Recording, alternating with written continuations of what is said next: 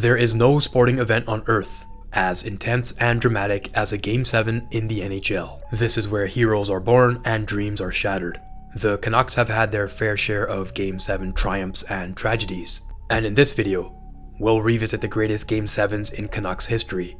But before I get into it, please help out a small YouTube channel by liking this video and subscribing. Feel free to pause this video, and once you've done the deed, we'll jump right into it.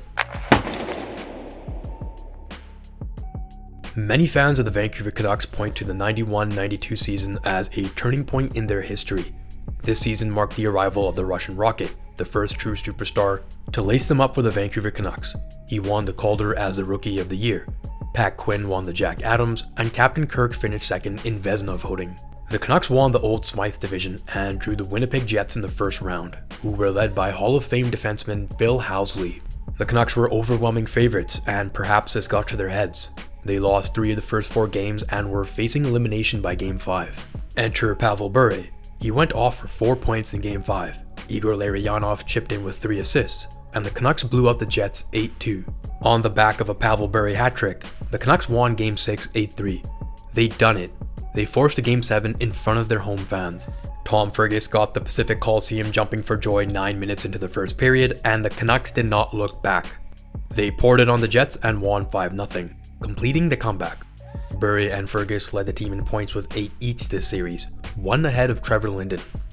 McLean was a rock in net, putting up a .914 save percentage, which was incredible for the era.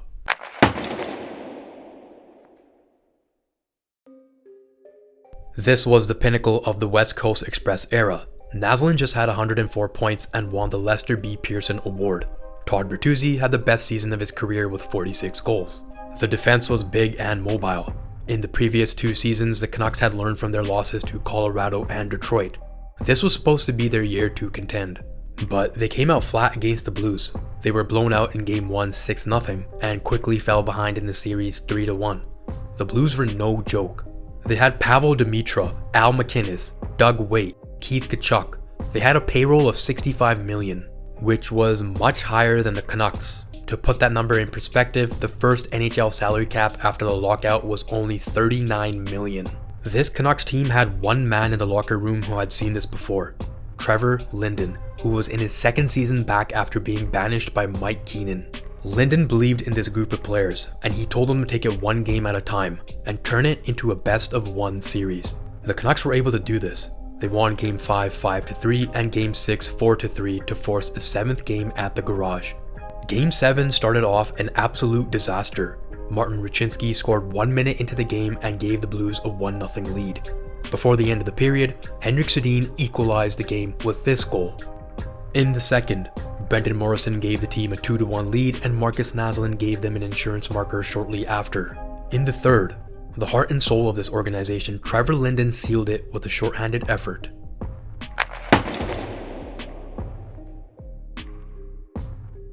Speaking of Trevor Linden, he was not done scoring big goals for the Canucks. The 06-07 season is more often remembered as the arrival of Roberto Luongo. He put this team on his back and, in my opinion, was robbed of the Vezina. When you ask people about this series, 90% of the time the first thing they bring up is Game 1, and for good reason. This was the longest game in franchise history, requiring 4 overtimes before Henrik Sedin finally allowed us all to go to bed. Luongo was marvelous in this game, making 72 saves. Unlike the first 2 series mentioned, the Canucks went up in this one 3-1, but blew games 5 and 6, going goalless in both. Marty Turco was standing on his head. He was exercising his playoff demons, and it seemed like these demons had moved into the Canucks' heads. Going into Game 7, the Stars had all the momentum, and they jumped out to a 1-0 lead in the first. A second period power play led to Henrik Sedin tying the game, before the third, where this happened. Back to Henrik. Sallow, no shot there. Henrik Sedin. Daniels in the slot. Olin moves up, shoots. Linden tipped it, scores. Trevor Linden tipped the puck in. Vancouver has the lead, 2-1. The cat from Medicine Hat still had it. Personally, this is my favorite Canucks goal of all time, and I had the privilege recently of meeting the man who scored it. Both goalies had save percentages over .950 in this series, and Turco became the first goalie to record 3 shutouts in the series and still lose. A Canucks' leading scorer had 5 points, Taylor Pyatt.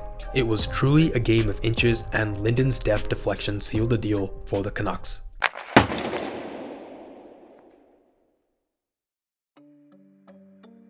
After the 92 season, the Canucks team did not take off the way that fans had hoped, even after Bure's back-to-back 60-goal seasons. In 94, they drew the Flames and were heavy underdogs. The Flames were loaded with Robert Reichel, Theo Fleury, Gary Roberts, Al MacInnis, Joe Nieuwendyk. I mean, the list goes on. It looked like they were going to make easy work of the Canucks, and this was reinforced after Game 4, where they took a 3-1 series lead. Undeterred, the Canucks did some soul-searching and won both Game 5 and 6 in overtime. This is the only Game 7 on the list that took place on the road. The Canucks had to win one in the Flames' barn. The game was the third consecutive to make it to overtime, and it looked like the Flames were about to win. Comes with Reichel, Fleury, for Reichel, great save by Kirk McLean, and Jim, I think the red light. This remarkable save energized the Canucks. Jeff Brown found Pavel Bure with the perfect stretch pass, and the rest, as they say, is history. Bure going in, he scores! Pavel Bure has won it for the Vancouver Canucks! This game had the save and the goal, and it was universally celebrated as the greatest Game 7 in Canucks history. Well, until...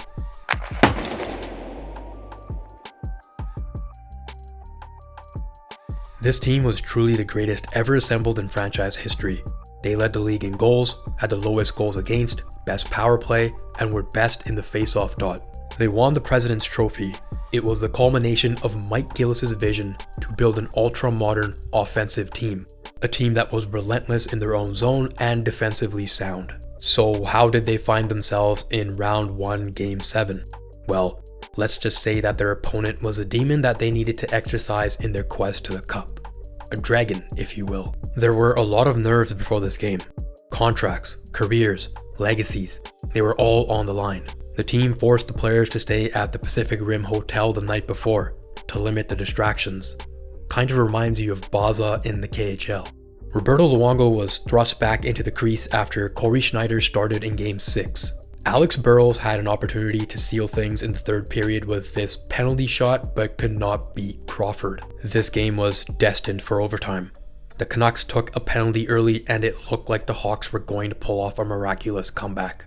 But Luongo saved the day, channeling his inner Kirk McLean. Without that save, we would have never gotten this moment. And he stumped the puck back in. Campoli trying to clear it. Burrows shoots, scores!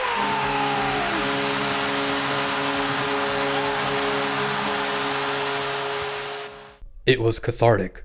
Luongo later stated that it was the fastest he had ever skated to a goal celebration. Burrows cemented his legacy as a Canuck and is now a member of the Ring of Honor. It would take a lot to top this goal. Does this new era in Vancouver have what it takes?